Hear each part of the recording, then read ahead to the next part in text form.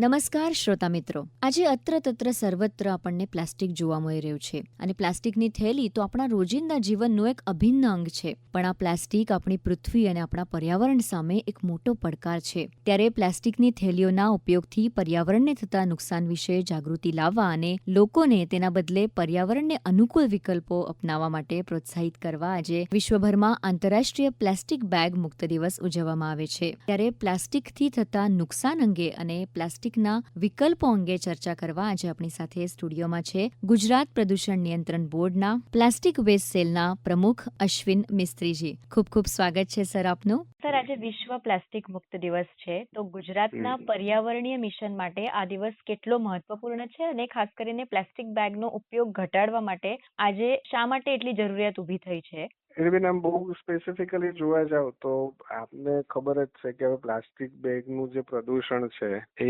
ખૂબ જ વધી રહ્યું છે દિવસે ને દિવસે. અને પ્લાસ્ટિક બેગનો ઉપયોગ એ પ્રશ્ન નથી, પ્રશ્ન છે કે એનો નિકાલ ક્યાં થાય છે. આપણે પ્લાસ્ટિક બેગનો ઉપયોગ કરીએ છીએ અને એઝ અ સિંગલ યુઝ કરીએ છીએ અને પછી આપણે એનો નિકાલ ગમે તે જગ્યાએ કરીએ છીએ. હવે એ જે પ્લાસ્ટિક બેગ છે એ તમે જમીન, પાણી, નદી ને પછી અલ્ટિમેટલી એ છે કે આપણા દરિયા સુધી જાય છે, કા પછી ઊંડાણ પેટાળમાં જાય. આજે આપ જુઓ તો કોઈ પણ જગ્યાની જમીનને તમે ખોદશો ને તો 6 ફૂટ સુધી તો તમને ક્યાંક ને ક્યાંક પ્લાસ્ટિક દેખાશે. એટલે આપણને ખ્યાલ પડે કે છેલ્લા 50 વર્ષમાં આપણે કેટલો પ્લાસ્ટિકનો ઉપયોગ કરી નાખ્યો છે. સ્ટડીઝ એવું કહી રહ્યું છે કે 1500 વર્ષ સુધી આ પ્લાસ્ટિકને કંઈ નથી થતું. એમ તો આનો ઉદ્દેશ્ય એવું કહી શકાય કે આજે આપણે નહીં સમજીએ તો કદાચ આ 6 ફૂટની જગ્યાએ કાલે 16 કે 20 ફૂટે જતું રહેશે. એમ અને આપણી આવનારી પેઢી આપણને એમ કહેશે કે તમે અમને આ જ આપ્યું છે. એમ આપણને આપણા પેઢી તરફથી આવું નથી મળ્યું, આપણા બાપ દાદા તરફથી, પણ આપણે આપણી પેઢીને બી ના આપવું જોઈએ ને આવું. એટલે આજનો દિવસ એટલા માટે ખૂબ મહત્વનો છે કે ભવિષ્યનો વિચારવાની જરૂર છે.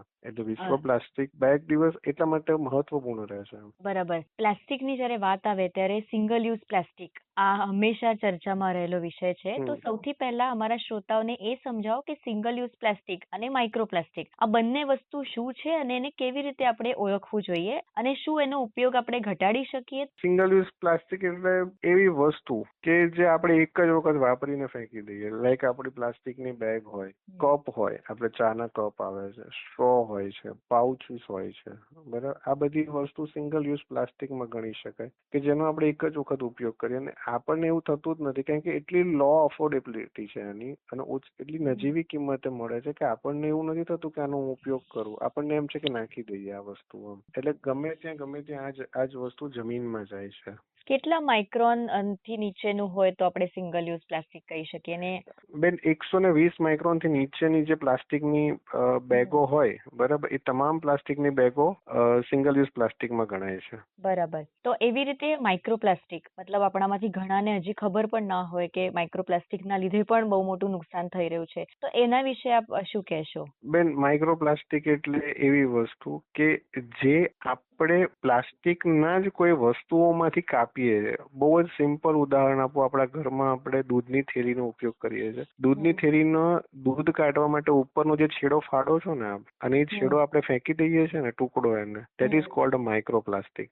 હવે થાય છે શું કે દૂધની થેલી કદાચ એક જગ્યાએથી કચરામાંથી સેગ્રીગેશનમાં કે ગમે તે રીતના એને લેવાઈ જશે, પણ જે પેલો છેડો છે ને જે કે 5 mm નો જ હશે એમ કે 10 mm નો હશે, એ ક્યાંક ને ક્યાંક પડ્યો રહેશે. એનો કોઈ નહીં ઉપાડે અને દેખાવામાં બી નહીં. તમારે બહુ નજીક જઈને જોવું પડશે કે અચ્છા આ છે. સિમિલરલી એ જ રીતે આપણે 1 રૂપિયાની કોઈ ભગતનું પાઉચ હોય ધાણંદાળનું, એનો સપોઝ કે તમે છેડો ફાડો તો દેટ ઇઝ મોરલી 3 mm નો કે 4 mm નો હોય. હવે એ તો કોણ ઉપાડશે બેન? એટલે પ્રશ્ન માઇક્રોપ્લાસ્ટિકનો ત્યાં વધી રહ્યો છે. માઇક્રોપ્લાસ્ટિક ઉડતું કોઈક જગ્યાએ પડશે કે ઉડતું ક્યાંક નદી નાળામાં જશે અને એ અલ્ટિમેટલી જયારે દરિયામાં પહોંચે છે ને ત્યારે આપણી જીવસૃષ્ટિને હેરાન કરે છે. અને જીવસૃષ્ટિને અવેરનેસ તો ન જ હોય એ વસ્તુની. એ એમના શરીરમાં જાય છે અને ત્યાંથી પ્રશ્નો શરૂ થાય છે એમ. બરાબર. તો પ્લાસ્ટિક રિસાયકલિંગ આજે તમે જે વાત કરી કે સૌથી મોટું ચેલેન્જ આજે આ બન્યું છે, આપણા માટે પડકારજનક છે. તો ખાસ કરીને પ્લાસ્ટિક બેગનો ઉપયોગ ઘટાડવા માટે ગુજરાત પ્રદૂષણ નિયંત્રણ બોર્ડ દ્વારા શું પગલાં હાલ લેવામાં આવી રહ્યા છે? અમે છે ને આ પ્રશ્નને છેલ્લા 2 વર્ષથી, આમ તો 2016માં પ્લાસ્ટિક બેગ્સનો રૂલ્સ 50 mm નો, પછી 2021માં એની માઇક્રોન થિકનેસ વધારીને 120 માઇક્રોન કરી દીધી. એટલા માટે કે બેગનો ભાવ વધે, લોકો ઉપયોગ ઓછો કરે અને જૂની જે પ્રથા હતી આપણી કાપડની થેલીઓની કે કાપડની બેગ કે વોટ્સએવર આપણે એ ઉપયોગ કરતા હતા જ, એ તરફ વળે. એના માટે હવે અમે એવી શરૂઆત કરી છે કે રાજ્યના અલગ અલગ વિસ્તારોમાં પ્રથમ અમે શરૂઆત કરી હતી અંબાજી મંદિરથી, જે ધર્મસ્થાન છે, અને એક સારો મેસેજ આપે છે આપણને ત્યાંથી. ત્યાં આગળ અમે કાપડની બેગનું ATM મશીન લગાડ્યું કે જે 5 રૂપિયામાં અને 10 રૂપિયામાં અથવા QR કોડથી તમે QR કોડ સ્કેન કરીને 5 રૂપિયા કે 10 રૂપિયા પે કરો તો તમને એક સારી મોટી કાપડની બેગ મળે કે જેમાં અંબાજી મંદિરનો લોગો લાગેલો હોય, કે જે આપણે વારંવાર યુઝ કરી શકીએ. એની શરૂઆત કર્યા પછી અંબાજી, દ્વારકા, સોમનાથ, પાવાગઢ આ બધા ધર્મસ્થાનો ઉપર લગાડે. આજની તારીખે 270 જેટલા ATM મશીન્સ આવા ધર્મસ્થાનો ઉપર, અમદાવાદમાં 110 લોકેશન ઉપર અને સુરત, ઓલપાડ ખાતે 130 લોકેશન્સ ઉપર આવા મશીન્સ લગાડે. ઇવન અમે ગ્રામ પંચાયતમાં બી, અમદાવાદની ગ્રામ પંચાયતમાં બી આવું લગાડ્યું છે કે જેથી ગ્રામમાં બી પ્લાસ્ટિકનો થેલીનો ઉપયોગ ના કરે લોકો અને આવી કાપડની બેગોનો ઉપયોગ કરે. એના માટે અમે આ પ્રયત્ન કર્યો છે અને હાલમાં અલગ અલગ વિસ્તારોમાં જ્યાં કાપડની બેગના મશીન્સ નથી તેવા અલગ અલગ જિલ્લાઓમાં અમારી પ્રાદેશિક કચેરીઓ દ્વારા જે બજારો ભરાય છે એમાં ફ્રીમાં કાપડની બેગોનું ડિસ્ટ્રીબ્યુશન કરી રહ્યા છે અમે લોકો, જેનાથી લોકો એનો ઉપયોગ વધારે. જી, આપણે સૌથી પહેલા તો વધારે પ્લાસ્ટિકનો ઉપયોગ ક્યાં થાય છે? તો એ ટ્રાવેલિંગમાં લોકો વધારે પ્લાસ્ટિક વાપરતા હોય છે. તો રેલવે સ્ટેશન હોય કે બસ સ્ટેશન હોય, જ્યાં વધારે સંખ્યામાં લોકો ભેગા થતા હોય છે, ત્યારે આ એક પ્રશ્ન ઉભો થાય છે. તો એવી જગ્યા ઉપર આપ કઈ ખાસ કરી રહ્યા છો? હા, એટલે અમે છે ને અત્યારે જે ગાર્ડન્સ છે ને જેટલા બી અમદાવાદમાં ને સુરત ખાતે, એ ગાર્ડન્સમાં જ્યાં અમૂલના પાર્લર્સ છે ત્યાં ખાસ કરીને અમે આ રીતના ATM ના મશીન્સ લગાડેલા છે. હવે મારો બીજો પ્રયાસ તમામ જે આવા ટુરિસ્ટ પ્લેસીસ છે અને ટ્રાવેલિંગના પ્લેસીસ છે ત્યાં પણ અમે કરી રહ્યા છે. અને હું આપને જણાવતો મને આનંદ થાય છે કે ટુરિસ્ટ પ્લેસીસમાં અમે અમદાવાદ, ગુજરાતના મુખ્ય 7 જેટલા ST બસ સ્ટેન્ડ અને રેલવે સ્ટેશન્સ ઉપર અમે રિવર્સ વેન્ડિંગ મશીન લગાડેલા છે કે જેમાં તમે જે વપરાયેલી બોટલ હોય એને મશીન્સમાં એન્ટર કરો તો મશીન્સ તમને 1 રૂપિયાનું રીડીમ પાઉચ આપે કે જે તમે ઓનલાઈન ગમે ત્યાં રીડીમ કરી શકો. એટલે આવું એક ઇનિશિયેટિવ પણ શરૂઆત કરેલી છે અમે. બરાબર. તો અત્યાર સુધી આ વિવિધ પગલાઓને લોકો તરફથી કેવી રીતે આવકાર મળ્યો છે અને કેવો પ્રતિસાદ રહ્યો છે? બેન, લોકો તરફથી ખૂબ આવકાર મળ્યો છે. એટલે હું આપને ખાલી છેલ્લા 1 વર્ષની વાત કરું તો અમે ઓલમોસ્ટ 1,10,000 જેટલી બેગોનું વિતરણ કરેલ છે, જે એક સારો એવો નંબર્સ કહી શકાય કે 1,10,000 જેટલી કાપડની બેગો હાલમાં સર્ક્યુલેશનમાં આવી ગઈ છે. અમારું ટાર્ગેટ તો 1 કરોડની ઉપર જ છે 1 વર્ષમાં. બટ વી આર ટ્રાઇંગ કે જેટલા વધુ સ્ટેશન્સ ઉપર અમે આ મશીન્સ બેસાડી શકીએ, લોકો વધારે ને વધારેનો ઉપયોગ કરે. અને હવે અમે જે આ પોર્ટલ એક નવું લોન્ચ કરવા જઈ રહ્યા છે એમાં તો અમે ત્યાં સુધી લઈ જઈશું કે તમે લોકેટ બી કરી શકો કે સપોઝ કે હું અહીંયા ઊભો છું તો મારી નજીકમાં કઈ જગ્યાથી મને કાપડની બેગ મળી શકે. એ રીતના લોકેશન વાઇઝ પણ અમે પ્રયત્ન કરી રહ્યા છે કે લોકોને નજીકમાંથી કાપડની બેગ મળી શકે. તો આ કાપડની બેગ કઈ જગ્યાએ બનાવવામાં આવી રહી છે? મતલબ એમાં રોજગારીની તકો પણ નિર્માણ થતી હોય છે, તો એ કેવી રીતે છે? હા, હવે આમાં છે ને આ પહેલમાં મહિલાઓનું સશક્તિકરણ ખાસ અમે ધ્યાન રાખ્યું છે. એ સ્વ-સહાયની જૂથોની બહેનો હોય ને એને અમે આમાં ઇન્કોર્પોરેટ કરીએ છીએ. એના જે અલગ અલગ સંસ્થાઓ હોય એને અમે કાપડ આપીને એમની પાસે સિલાઈ કરીને બેગો બનાવડાવીએ છીએ, જેથી એક તો રોજગારી મળે, એમની આવક વધે અને આત્મવિશ્વાસ ને આત્મનિર્ભરતા વધે. બરાબર. તો આપણે રોજિંદા જીવનની વાત કરીએ તો આ સિંગલ યુઝ પ્લાસ્ટિક હોય કે માઇક્રો પ્લાસ્ટિક હોય, તો આના કયા કયા વિકલ્પ આપણી પાસે છે? મતલબ ઘરે સવારથી માંડીને સાંજ સુધી આપણે અઢળક વખત પ્લાસ્ટિકની વસ્તુ વાપરતા હોય છે, તો કઈ કઈ જગ્યાએ આના વિકલ્પ ઉપલબ્ધ છે અને આપણે પ્લાસ્ટિકના બદલે બીજા કોઈ વિકલ્પને અપનાવી શકીએ? એના વિશે અમારા શ્રોતાઓને માહિતગાર કરજો. આમાં બેન એવું છે કે આપણે રોજિંદા જીવનમાં તો કાપડની ને આપણે જૂથની બેગો પહેલા બી વાપરતા હતા. બસ ફરીથી એક પ્રયાસ કરે, કઈ નવું નથી કરવાનું.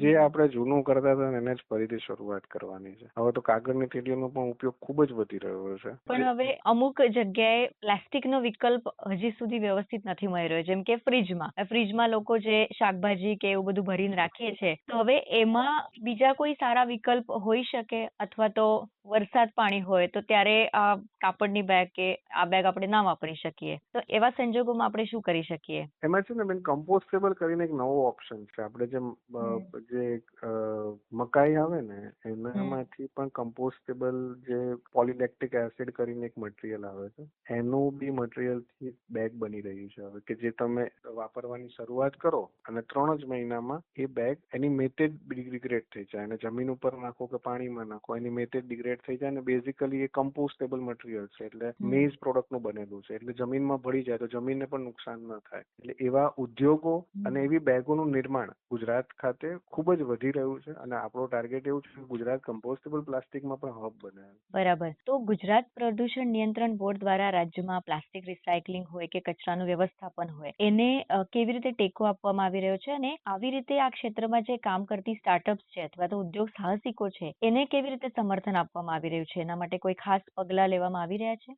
એમાં છે ને બેન, રિસાયકલિંગ ઇન્ડસ્ટ્રીઝને ગુજરાત ખાતે ખાસ પ્રમોટ થઈ રહ્યા છે, બરાબર. એમાં હું તમને ખાસ વાત કરું તો ગુજરાતમાં 700 થી વધારે રિસાયકલર આજની તારીખે હયાતમાં છે, કે જે one of the best achievement. આખા ઇન્ડિયામાં જેટલા નથી એટલા પ્લાસ્ટિકના રિસાયકલિંગ ઉદ્યોગો નાના અને મોટા બંને ક્ષેત્રમાં ખૂબ જ ગુજરાતમાં અવેલેબલ છે, અને ગુજરાત પ્રદૂષણ નિયંત્રણ બોર્ડ તરફથી એ ઉદ્યોગોને તમામ પ્રકારની સહાયતા કરવામાં આવે છે. રજીસ્ટ્રેશન, કન્સેન્ટ, આ બધા સ્ટાર્ટઅપ્સમાં એમને મદદ કરવામાં આવે છે, અને ભારત સરકારની જે સ્કીમ છે એક્સટેન્ડેડ પ્રોડ્યુસર રિસ્પોન્સિબિલિટી અંતર્ગત એ લોકો જે રિસાયકલિંગ કરે છે એની ક્રેડિટ બી જનરેટ કરીને એને ક્રેડિટ વેચવા માટે પોર્ટલ ભારત સરકાર દ્વારા બનાવવામાં આવે છે. ત્યાં સુધી તમામ મદદ બોર્ડ દ્વારા કરવામાં આવી રહી છે હાલમાં. બરાબર. અને પ્લાસ્ટિક કલેક્શન સેન્ટર્સ કે એવી રીતે તમારા કઈ છે જેથી લોકો જે પ્લાસ્ટિક એમની પાસે છે જેનો નિકાલ વ્યવસ્થિત રીતે કરવા ઈચ્છે છે પણ એમની પાસે કોઈ ઓપ્શન નથી, તો એને કેવી રીતે તમે દિશા આપી શકશો? એવા નાના પ્રયાસોની શરૂઆત થઈ ગઈ છે. અમદાવાદમાં તમે જુઓ તો RRR કરીને એક ગાડી ફરી રહી છે, બરાબર, રીયુઝ, રિસાયકલ ને રીયુઝ ઉપર. એમાં તમે તમારું પ્લાસ્ટિક બેગ આપો કે એમાં તો એમાં રિબેટની યોજના છે. ગાંધીનગર મ્યુનિસિપલ કોર્પોરેશન દ્વારા પણ તમે તમારું પ્લાસ્ટિક લઈને એક કલેક્શન સેન્ટર બનાવ્યું છે, ત્યાં તમે જઈને આપો તો એ તમને સામે એક પ્રોડક્ટ આપે છે, લાઈક પ્લાસ્ટિકનું કુંડું આપે કે પછી પ્લાસ્ટિકનું રાઇટિંગ બોર્ડ આપે. એ પ્રકારના પ્રયાસો નાના શરૂઆત થઈ ગઈ છે. બરાબર. તો અત્યારે આ અમદાવાદ અને ગાંધીનગર પૂરતા સીમિત છે, તો સીમિત છે. ભવિષ્યમાં આખા ગુજરાતમાં જી, આખા ગુજરાતમાં પણ આ થશે. બરાબર. આ વિશ્વ પ્લાસ્ટિક બેગ મુક્ત દિવસ પર આપ ગુજરાતની જનતાને, અમારા નાગરિકોને શું સંદેશ આપવા માંગો છો? બસ એક જ છે કે વિશ્વ પ્લાસ્ટિક બેગ મુક્ત દિવસ છે તો ગુજરાતી નાગરિકોને અપીલ છે કે એક સંકલ્પ તો બધા જ લઈએ કે પ્લાસ્ટિકની બેગ વાપરીએ નહીં અને કાપડની બેગનો ઉપયોગ શરૂ કરીએ. અને એક જ છે કે આપણો નાનો પ્રયાસ છે ને એ ગુજરાતને સ્વચ્છ, પ્લાસ્ટિક મુક્ત અને સંતુલિત બનાવી શકશે. બરાબર. ખૂબ ખૂબ ધન્યવાદ સર આપનો. Thank you. ખૂબ આભાર. અમારા શ્રોતાઓને તમે બહુ જ સરળ શબ્દોમાં પ્લાસ્ટિક અંગે અને પ્લાસ્ટિકથી થતા નુકસાન અંગે સરસ માહિતી આપી, અને શું એનો વિકલ્પ હોઈ શકે અને રોજિંદા જીવનમાં આપણે કેવી રીતે પ્લાસ્ટિકનો ઉપયોગ ઘટાડી શકીએ એના વિશે માર્ગદર્શન આપ્યું. તે બદલ આપનો ખૂબ ખૂબ આભાર. ધન્યવાદ.